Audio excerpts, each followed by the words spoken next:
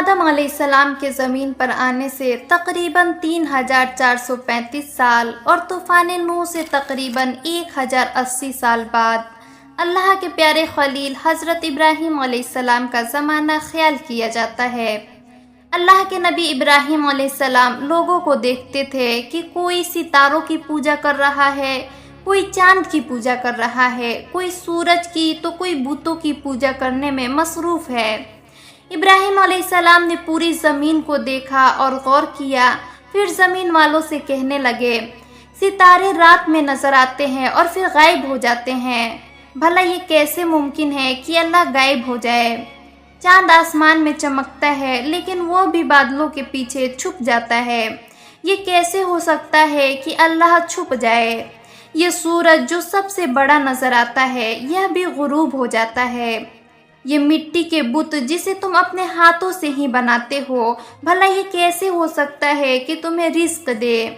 بس ابراہیم علیہ السلام اپنے کردار اور اعمال کے ذریعے لوگوں کی اصلاح کرتے رہے، لیکن یہ گمراہ اور جاہل قوم ابراہیم علیہ السلام کے دعوت حق کو تسلیم نہیں کرتے تھے۔ بہرحال وہ لوگ سال میں ایک بار شہر سے باہر نکل کر عید منایا کرتے تھے۔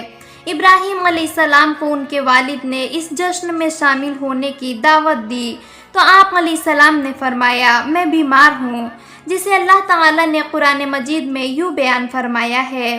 تب انہوں نے ستاروں کی طرف ایک نظر کی اور کہا، میں تو بیمار ہوں۔ آپ نے کلام میں توریہ کیا تاکہ آپ بتوں کو پاش کر کے ان کے مذہب کی غلطی ظاہر کر سکے اور سچے دین کی حقانیت واضح کر سکے۔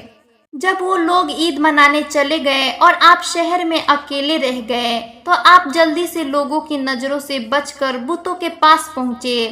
دیکھا کہ وہ بڑے شاندار ماحول میں ہیں اور لوگوں نے اپنے خیال میں ان کی خوشنودی حاصل کرنے کے لیے ان کے آگے طرح طرح کے کھانے رکھے ہوئے تھے۔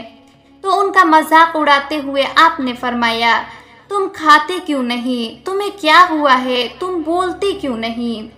پھر ان کے طرف مڑ کر دائیں ہاتھ سے ایک ایک ضرب لگاتے گئے، کیونکہ دایاں ہاتھ زیادہ قوی، شدید تیز اور غالب ہوتا ہے۔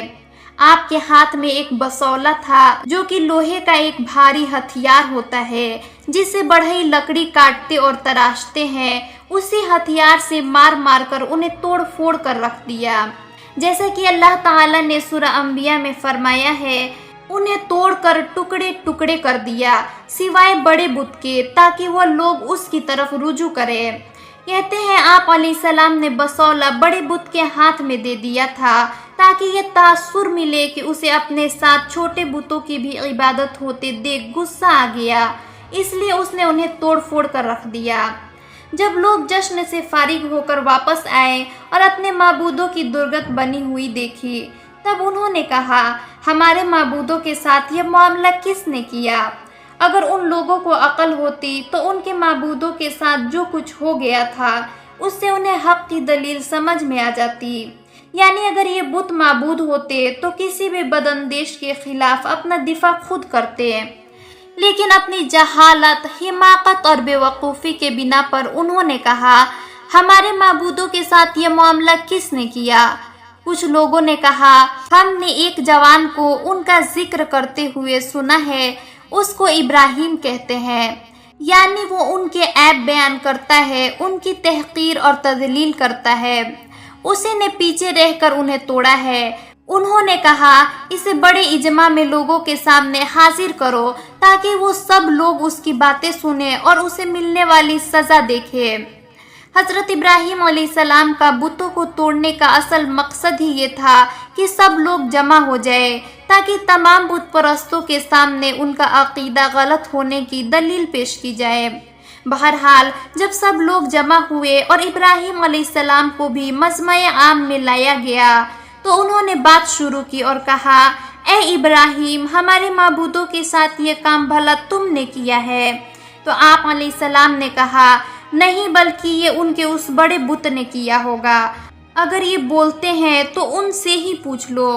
اصل میں ابراہیم علیہ السلام لوگوں کی توجہ اس حقیقت کی طرف کھینچنا چاہتے تھے کہ ان کے معبود تو بولنے سے بھی قاصر ہے، انہیں تسلیم کر لینا چاہیے کہ یہ محض عام پتھروں جیسے ہی پتھر ہے اور کچھ نہیں۔ انہوں نے اپنے دل میں غور کیا تو آپس میں کہنے لگے، بے شک تم ہی بے انصاف ہو، یعنی وہ اپنے آپ کو ملامت کرنے لگے اور انہوں نے کہا، تم نے خود ہی غلطی کی کہ ان کے پاس کوئی محافظ نہ چھوڑا، اور انہوں نے سر جھکا لیے۔ قتادہ رحمۃ اللہ علیہ فرماتے ہیں، یعنی وہ حیرت زدہ رہ گئے کہ کیا جواب دے، اس لیے انہوں نے شرم سے سر جھکا لیے اور کہنے لگے، تم جانتے ہو کہ یہ بولتے نہیں، پھر آپ ہمیں کیوں کہتے ہیں کہ ان سے پوچھ لو؟ تب حضرت خلیل علیہ السلام نے فرمایا، پھر تم اللہ کو چھوڑ کر ایسی چیزوں کو کیوں پوجتے ہو جو تمہیں نہ کچھ فائدہ دے سکے اور نہ نقصان پہنچا سکے؟ تو پھر تم پر بھی اور جن کو تم اللہ کے سوا پوجتے ہو ان پر بھی، کیا تم عقل نہیں رکھتے؟ آپ علیہ السلام نے مزید فرمایا، کیا تم ایسی چیزوں کو پوجتے ہو جن کو تم خود تراشتے ہو، حالانکہ تم کو اور جو تم بناتے ہو اس کو بھی اللہ ہی نے پیدا کیا ہے۔ جب وہ لوگ بحث و مناظرہ کے میدان میں شکست کھا گئے اور ان کے پاس کوئی دلیل باقی رہی نہ شبہ جسے دلیل کا رنگ دے کر پیش کیا جا سکے، تو انہوں نے حماقت اور شرکسی پر مبنی اپنے مذہب کی تائید کے لیے قوت اور اقتدار کو استعمال کرنے کا فیصلہ کر لیا۔ تب وہ کہنے لگے کہ اگر تمہیں اس سے اپنے معبودوں کا انتقام لینا ہے اور کچھ کرنا ہے تو اس کو جلا دو اور اپنے معبودوں کی مدد کرو۔ واقعہ یوں ہوا کہ انہوں نے ہر ممکن جگہ سے ایندھن جمع کرنا شروع کر دیا اور ایک مدت تک اکٹھا کرتے رہے۔ نوبت یہاں تک پہنچ گئی کہ اگر کوئی عورت بیمار ہوتی تو یہی نظر مانتی کہ اگر مجھے شفا ہو گئی تو ابراہیم کی نظر آتش کرنے کے لیے اتنا ایندھن دوں گی۔ پھر انہوں نے ایک وسیع ہموار جگہ میں وہ تمام ایندھن رکھ کر اسے آگ لگا دی۔ آگ روشن ہوئی، بھڑکی اور اس کے شعلے بلند ہو گئے۔ اس سے اتنی بڑی بڑی چنگاریاں اڑنے لگی جو اس سے پہلے کبھی کسی نے نہیں دیکھی تھی۔ تب انہوں نے ابراہیم علیہ السلام کو ایک منجنیق میں رکھا جو ہیزن نام کے ایک کردی آدمی نے بنائی تھی۔ یہ آلہ سب سے پہلے اسی شخص نے بنائی تھی۔ اللہ تعالیٰ نے اسے زمین میں دھنسا دیا اور وہ قیامت تک دھنستا چلا جائے گا۔ پھر لوگوں نے آپ علیہ السلام کو پکڑ کر باندھ دیا اور مشقیں کس دی۔ جب حضرت ابراہیم علیہ السلام کے ہاتھ پاؤں باندھ کے منجنیق میں رکھا گیا اور اس کے ذریعے آگ میں پھینکا گیا تو آپ علیہ السلام فرما رہے تھے، حسبنا اللہ و نعم الوکیل، ہمیں اللہ کافی ہے اور وہ سب سے اچھا کارساز ہے۔ بعض علماء نے ذکر کیا ہے کہ جب ابراہیم علیہ السلام ہوا میں تھے تو جبرائیل علیہ السلام ظاہر ہوئے اور فرمایا، ابراہیم آپ کو کوئی حاجت؟ انہوں نے کہا، آپ سے کوئی کام نہیں۔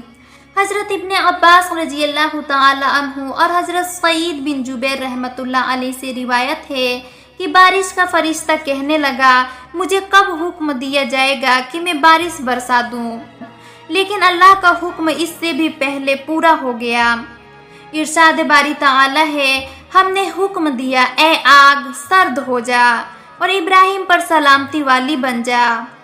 حضرت ابن عباس رضی اللہ تعالی عنہ اور ابو عالیہ رحمۃ اللہ علیہ نے فرمایا کہ اگر اللہ تعالیٰ یہ نہ فرماتا کہ ابراہیم پر سلامتی والی ہو جا تو آگ اتنی ٹھنڈی ہو جاتی کہ آپ کو اس کی ٹھنڈک سے تکلیف محسوس ہوتی۔